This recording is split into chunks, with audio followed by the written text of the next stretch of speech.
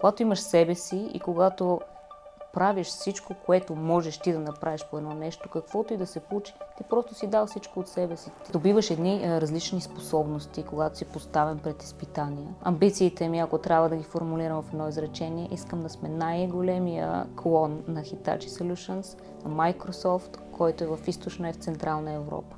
Искам в България всеки да знае, че Hitachi Solutions е IT консултантска фирма, и всеки да иска да работи за нас. Обикновено фирмите имат 3 годишен план, 5 годишен план, 20 годишен план. В Hitachi има 100 годишен план. В момента съм един човек, който се чувства изключително комфортно на мястото, на което е.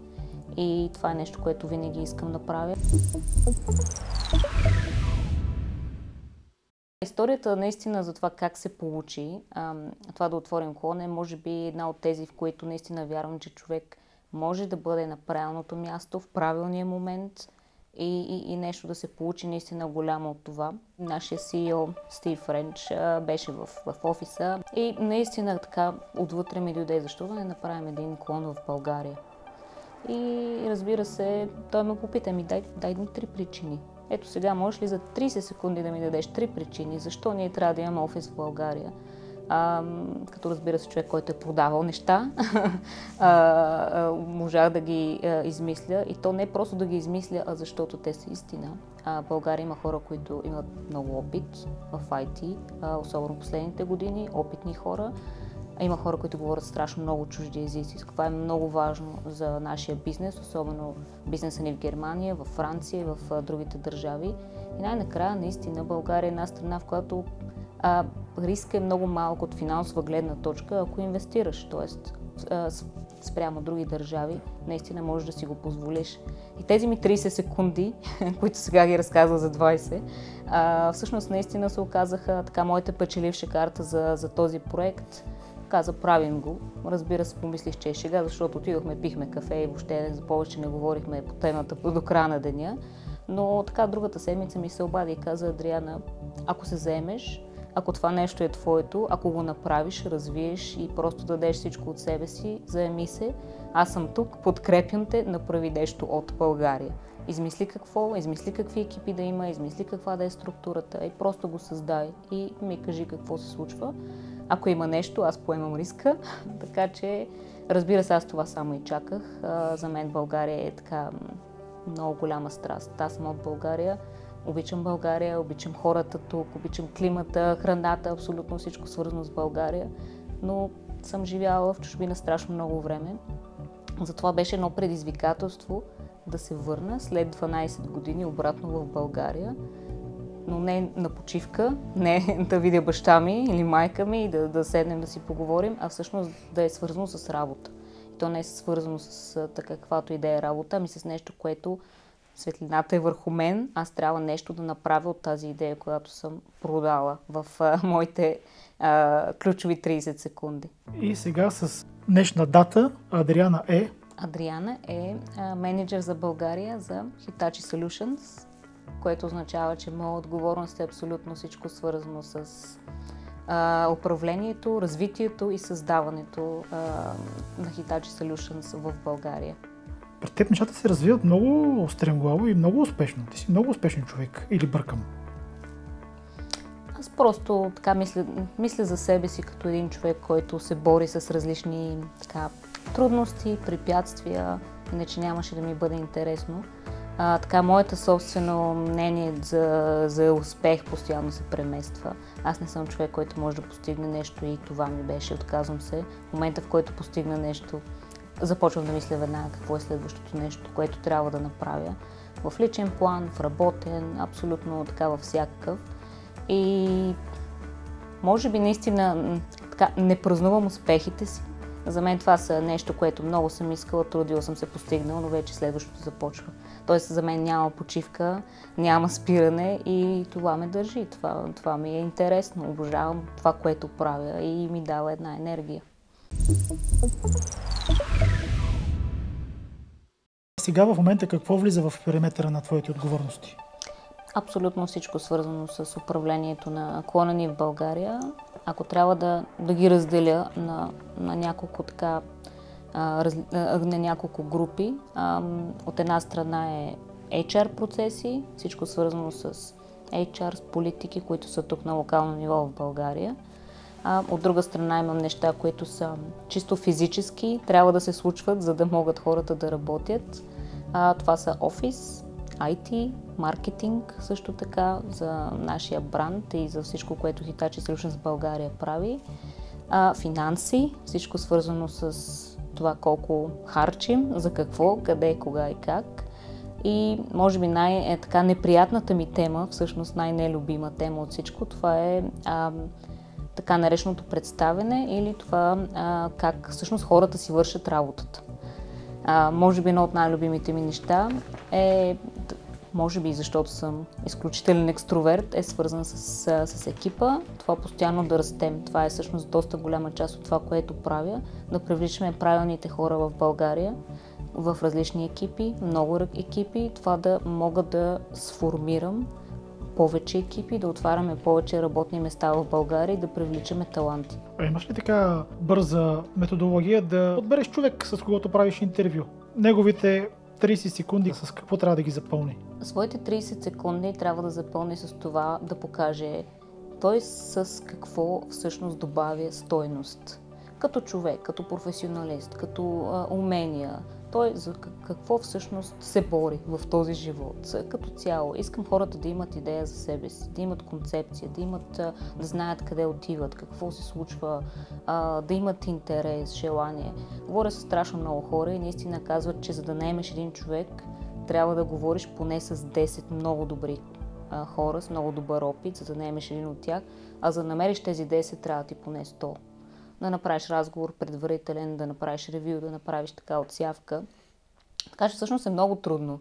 Нашия екип е почти 100 човека, така че може би съм говорила поне с 1000, за да мога да разбера кой от тях наистина трябва да бъде в нашия екип. Но имало е хора, които са ме заплашвали, защото не са били наети.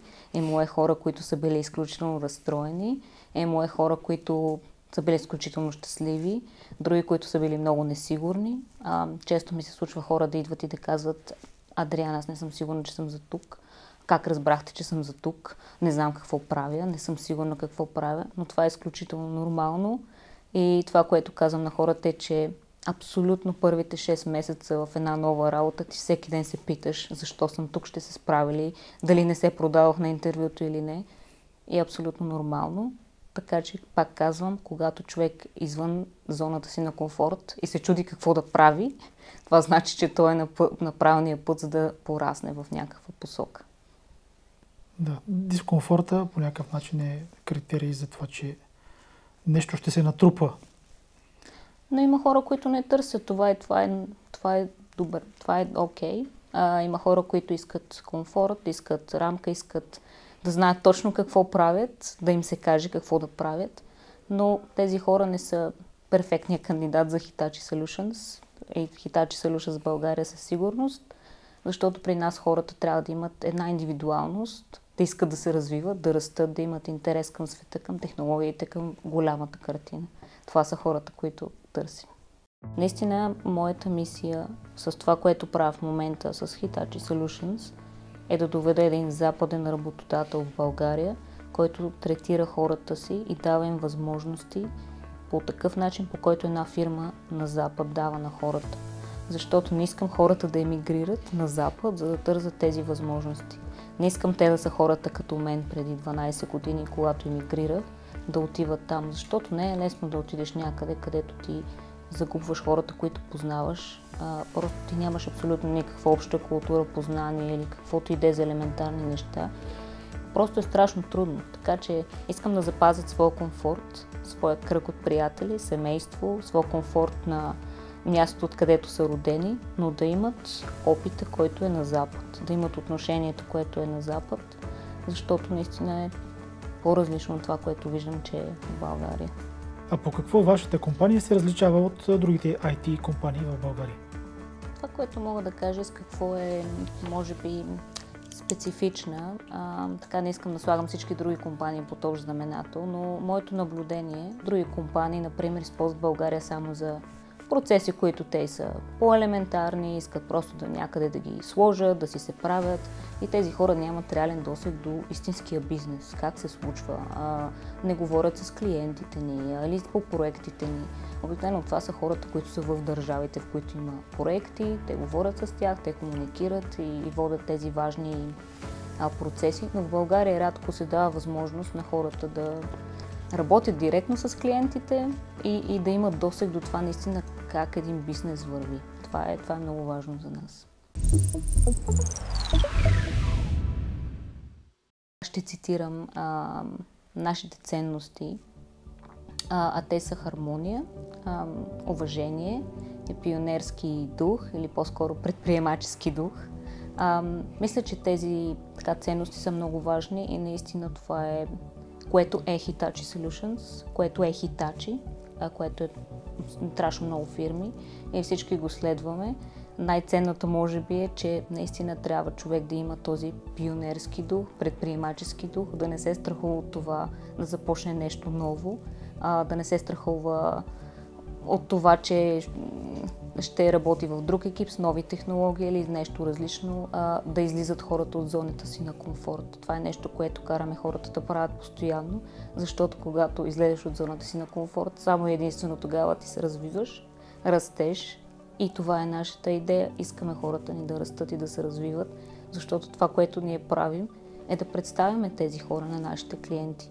Ние не купуваме суровини, не ги препродаваме, не правим физически продукти. Това, което ние продаваме е времето и експертизата на нашите хора и за нас е много важно те да са абсолютни експерти в това, което правят. Лично аз мисля, че това не е само хубаво и за компанията. Мисля, че това е изключително важно за хората, за компанията и за обществото. Защото когато хората са мислещи, разгърнати, имат досег до повече неща, до повече информация, култури, процеси, трудности. Това са едни по-добри хора за нашето общество.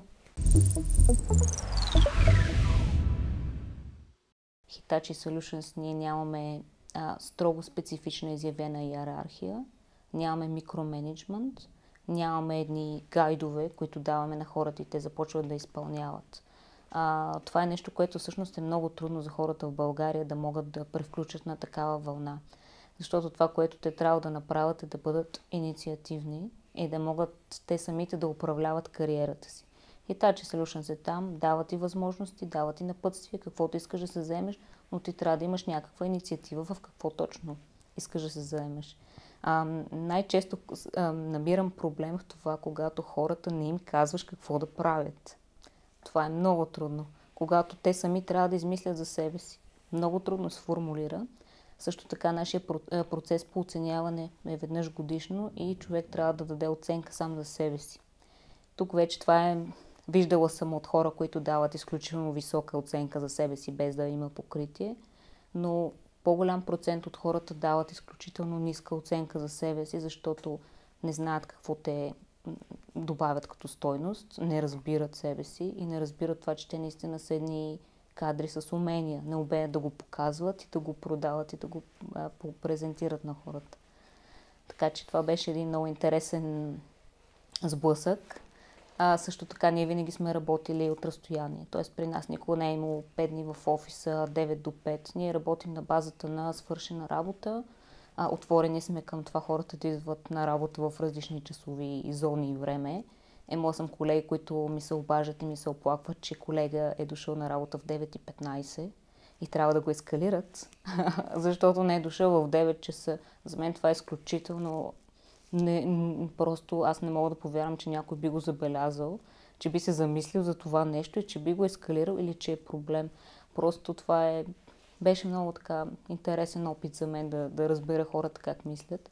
Но мисля, че са се отпуснали, колегите в офиса, отпуснали са се, работят заедно, работят за това да бъдат индивидуалисти, въпреки че работят в екип. Така че само искам да гледам какви резултати постигат от тук нататък.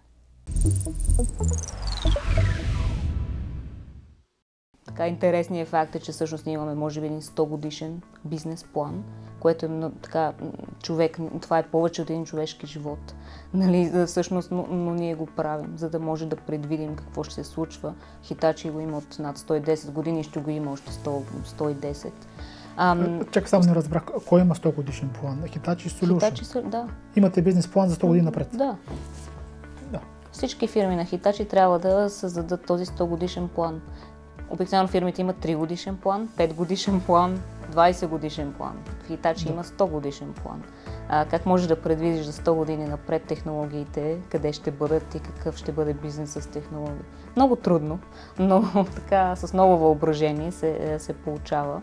Карате да мислиш дългосрочно, със сигурност. Така повечето хора мислят 3 години, 5 години, аз ще съм тук, това ще направя, това ще свърша или по-скоро тук вече няма да ме има това, няма значение какво ще се свърши. Но кара ни да мислим просто за процеса, за компанията, за това как ние ще определим какво ще се случи след 100 години. Защото това, което нас правим, няма, дори. Когато нещо ние правим, то остава.